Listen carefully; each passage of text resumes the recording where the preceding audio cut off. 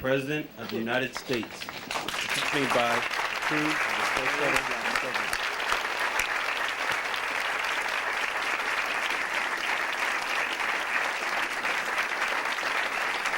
Welcome to you all.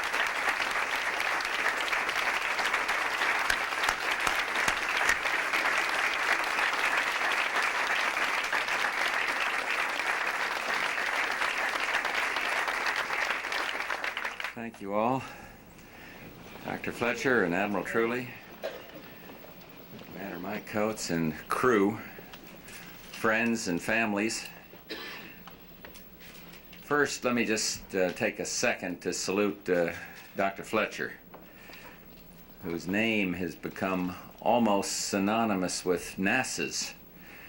And as you know, he will be retiring on April 8th, and I want to thank him for his example, for his leadership, and for his commitment to this space program. It's been an inspiration to everybody, not just in this administration and in government, but all across the country, and we all owe him a vote of great thanks.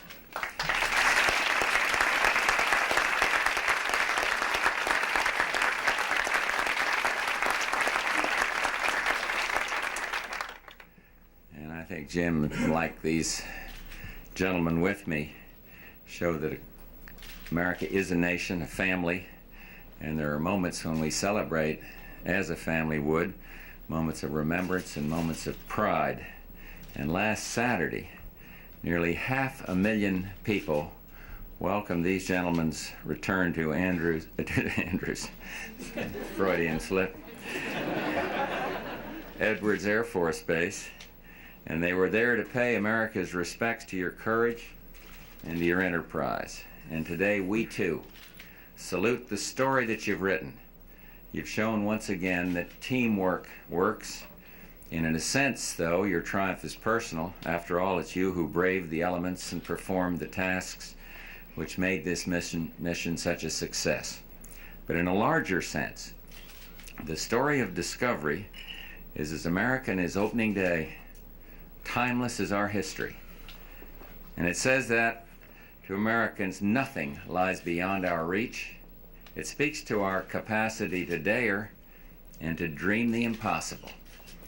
My friends, this quality has graced every great moment of the American story, and by enriching our lives and our children's lives, it can shape America's dreams of the 21st century. On the flight of discovery, you showed anew America's genius in science and technology. By conducting the protein crystal growth experiments, you furthered advancements in medical research, and you used the IMAX camera to study this planet's environmental damage. And I hope that this will lead, I'm confident it will, to our knowledge base, and that in turn will lead to reducing the threat to our Earth's environment.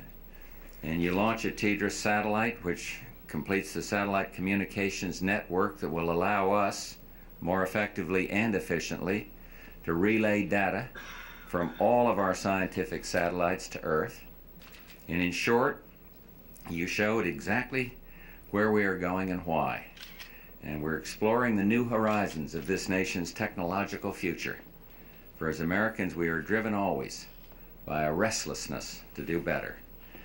This desire links the generations and is pushed back the frontiers of research and exploration. For evidence, I point to two students here today. They show how tomorrow's technological promise lies in the youth of today. John Bellinger was in 9th grade when he started work on an experiment using chicken embryos to study how tissues develop in weightlessness. And last week his experiment flew on Shuttle Discovery. And so did the work of Andrew Frost. His experiment studied microgravity's effect on the healing of bones.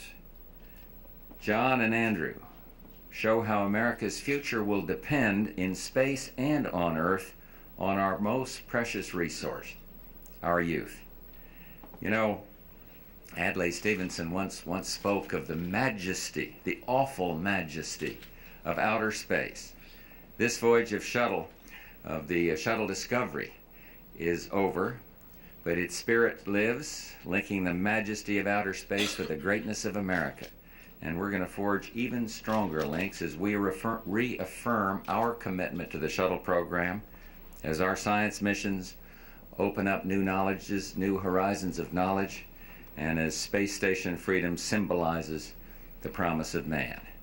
As we do, we will honor the spirit of discovery, the spirit which throws open the possibilities of tomorrow and which points us toward the stars.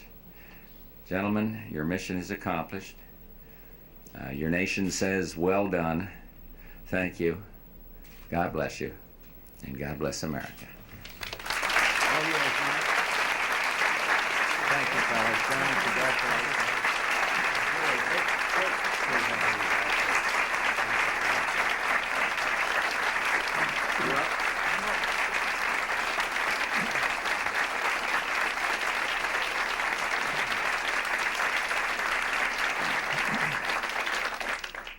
Well, thank you, Mr. President. We deeply appreciate your words of support for our country's space program. We represent thousands of people that work very hard to get the shuttle off the ground each time, and the encouragement you've shown is deeply appreciated. We also appreciate your words talking about family and the importance of youth. All of us on this crew are very proud of our wives and of our children, and when we're not working in a space program, we're talking about our families. And it's been very encouraging to us to see you and Mrs. Bush and the emphasis that you place on family. We think it's wonderful, and we applaud that, sir. We presented Mrs. Bush with a gold shuttle charm on a necklace earlier this morning.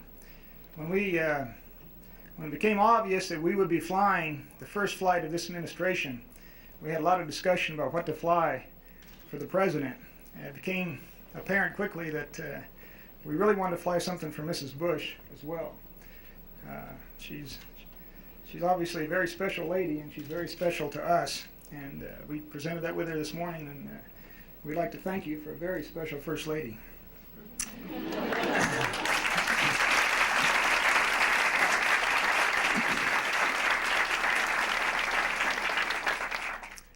When we discussed what to fly for our new president, most of us, of course, being home ported in Houston, Texas, wanted to fly a Texas flag. It became obvious that as proud as we are of our new president being from Texas, it probably wasn't appropriate to give you a Texas flag, sir, since you're now president of all these United States. So we did fly a United States flag, and we'd like to present that to you right now, sir.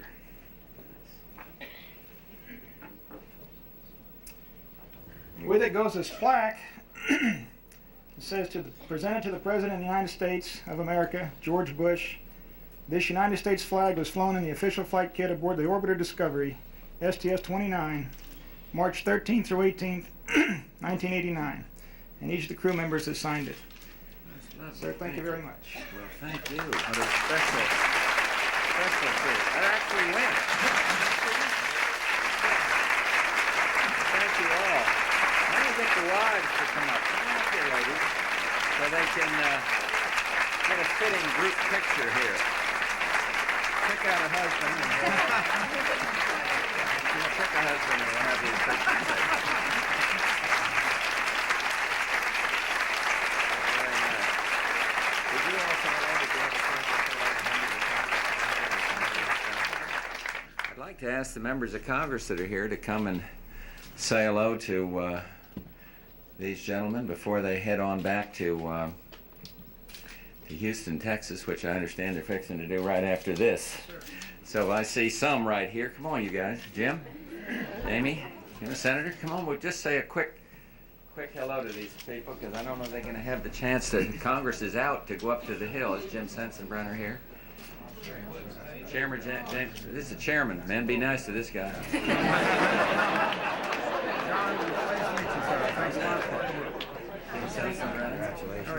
Mr. President, how are you today? Good, Jim. Good to see you. Tammy's so glad you're here, Mr. Chairman. Thank you. Say hello. Mr. President, how are you doing? Good to see you. very close to Texas. Senator?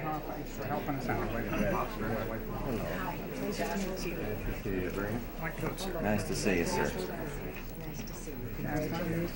Well, let's do the formality. Thank you all, Jim. Thank you, sir.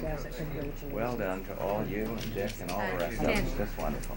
We're proud of you. Everybody here. Thank you very much. We'll see you all. Now you're heading back.